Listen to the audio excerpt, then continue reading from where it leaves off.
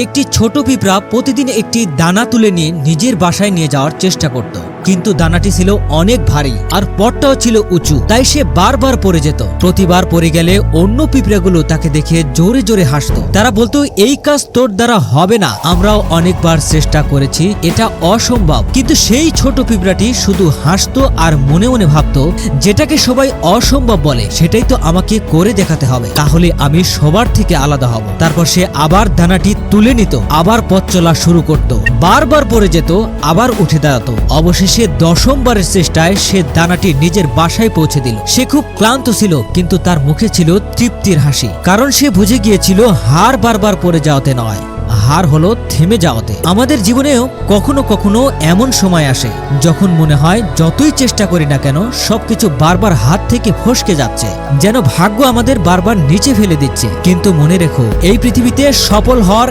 একটাই মূল মন্ত্র, চেষ্টা করতে করতে কখনো হাল ছেড়ে দিও না, একদিন ঠিকই তুমি বিজয়ী হবে। আর যারা তোমার ব্যর্থতা দেখে হাসে তারা আসলে সেই মানুষ যারা জীবনে একবার পড়ে গিয়ে হাল ছেড়ে দিয়েছিল। তাই উঠে দাঁড়াও, আবার চেষ্টা করো আর নিজের স্বপ্নকে সত্যি করে দেখাও।